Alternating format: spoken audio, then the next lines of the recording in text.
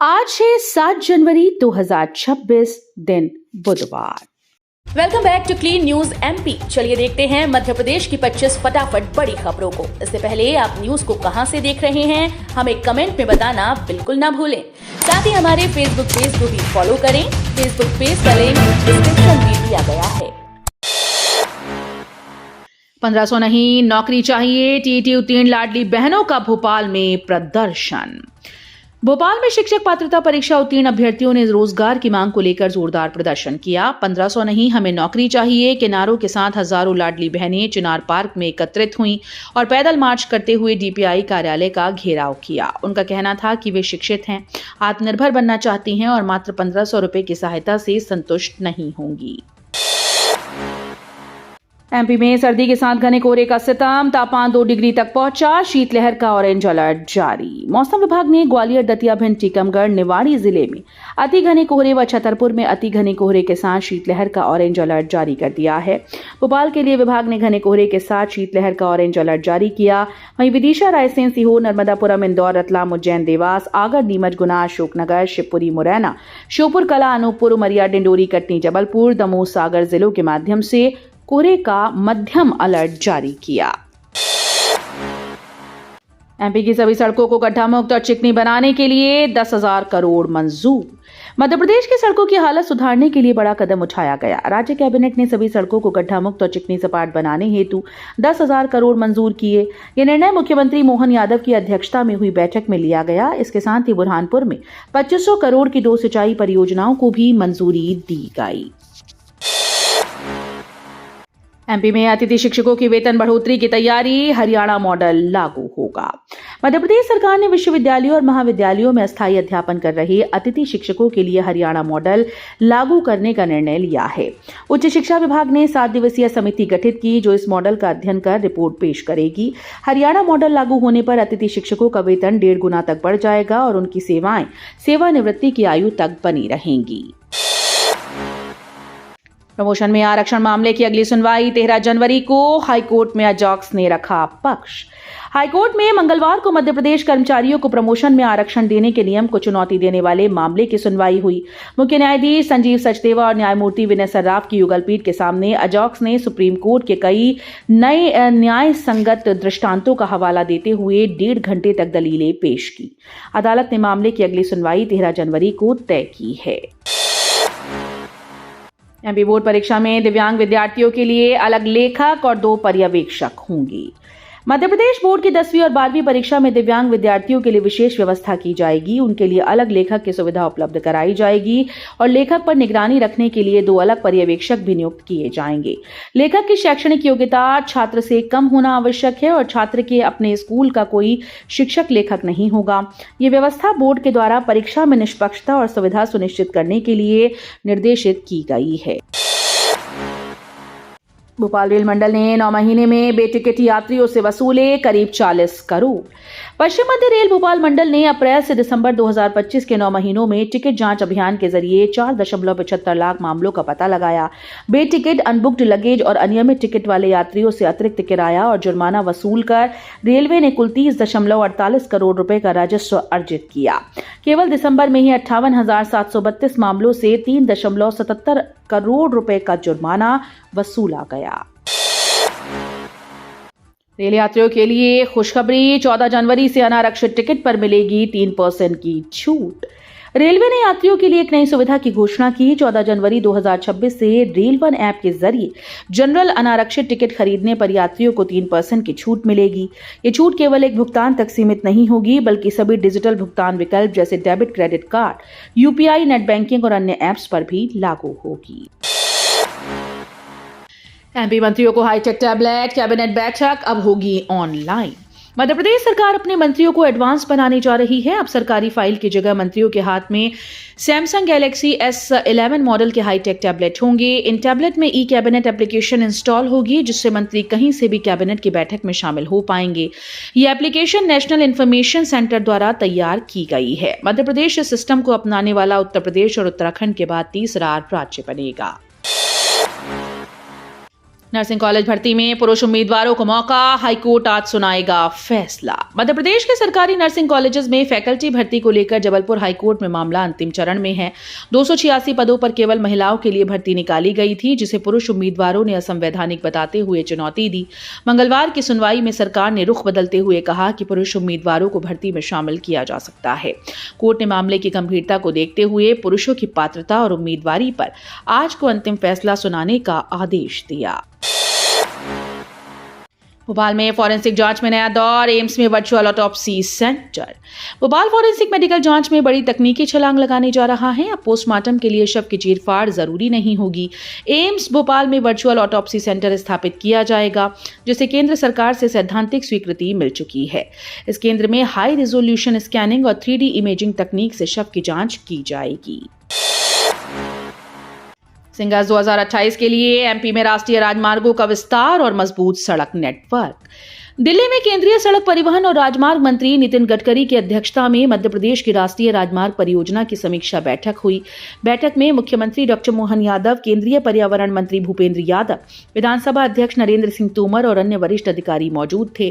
केंद्रीय मंत्री गडकरी ने प्रदेश में सड़क परियोजनाओं की संतोषजनक प्रगति की सराहना की और निर्देश दिए कि सिंघस 2028 को ध्यान में रखते हुए सभी सड़क कार्य समय पर पूरे किए जाएं। एमपी पुलिस महकमे में बड़ा फेरबदल, 56 पुलिसकर्मी नई पोस्टिंग। मध्य प्रदेश के सतना जिले की पुलिस व्यवस्था में सुधार और कसावट लाने के लिए बड़ा फेरबदल किया गया।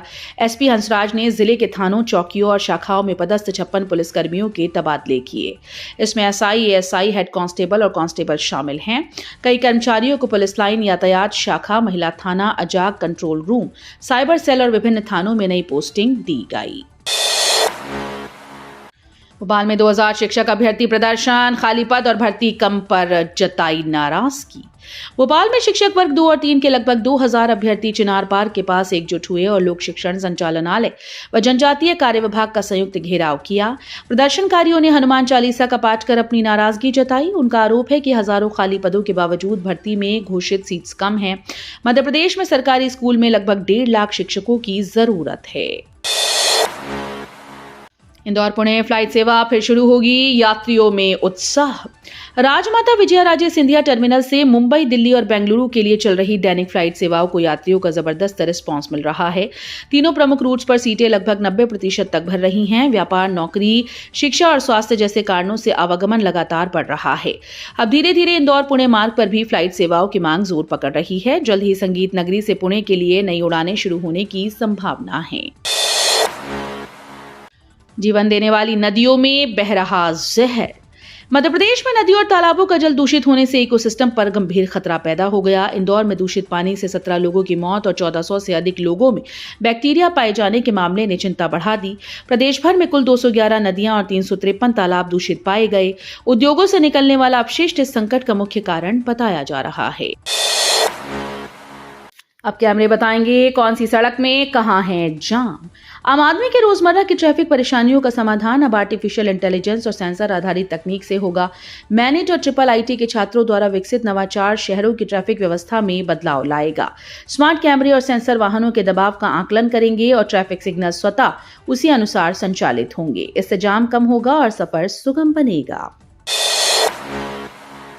माता पिता के विवाद में बच्चे के स्कूल रिकॉर्ड से पिता का नाम नहीं हटेगा, हाईकोर्ट का निर्देश।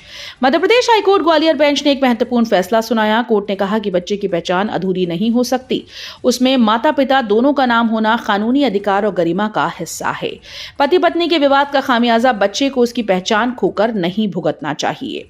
इस मामले में हाईकोर्ट की युगल पीठ ने पिता का नाम स्कूल रिकॉर्ड से हटाने का प्रयास खारिज कर दिया है और स्पष्ट निर्देश दिए हैं कि बच्चे के रिकॉर्ड में पिता का नाम हमेशा मौजूद रहेगा। चाइनीज मांझे से पतंग उड़ाई तो होगी सख्त कार्रवाई, जानलेवा साबित हो सकता है। मकर संक्रांति के अवसर पर पतंग उड़ाना परंपरा का हिस्सा है, लेकिन चाइनीज मांझे के इस्तेमाल से खतरा बढ़ जाता है। ये मांझा बेहद खतरनाक है और इससे हर पल कई लोग घायल या मारे जाते हैं। विशेषकर दोपहिया वाहन चालकों के लिए ये जानलेवा हो सकता है। मध्य प्रदेश सरकार ने इस मामले में सख्ती बरतते हुए चेतावनी दी कि चाइनीज मांझे का उपयोग करने वालों के खिलाफ कड़ी कार्रवाई की जाएगी।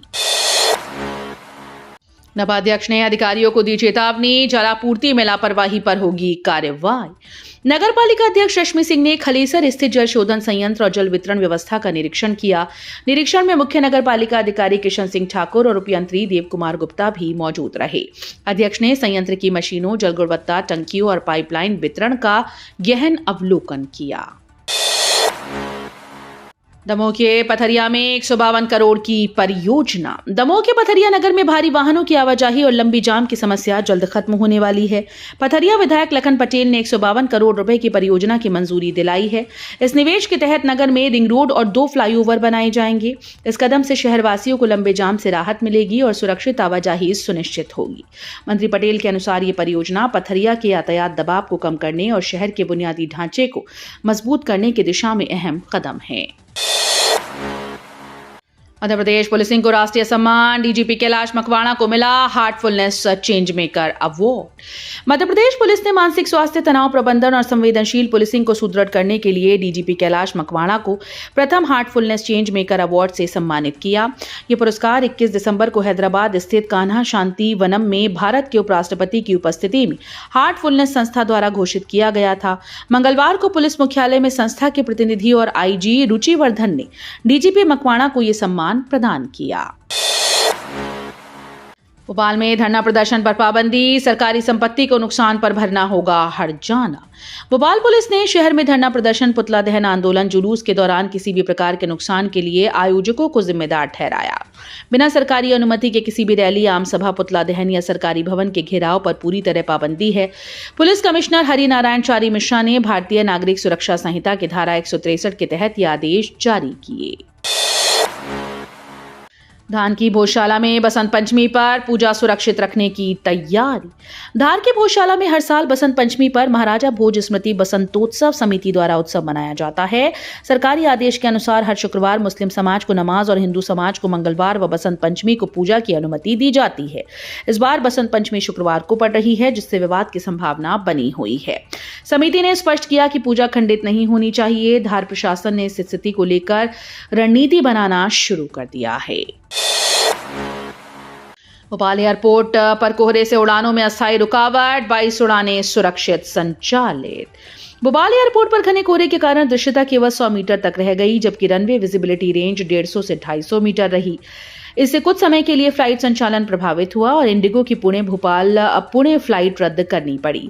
IMG, एयर ट्रैफिक कंट्रोल और एयरलाइंस ने लगातार समन्वय बनाए रखा। तो ये थी आज की 25 फटाफट बड़ी खबरें। अगर आपको न्यूज पसंद आई हो तो वीडियो को लाइक और शेयर जरूर करें। धन्यवाद।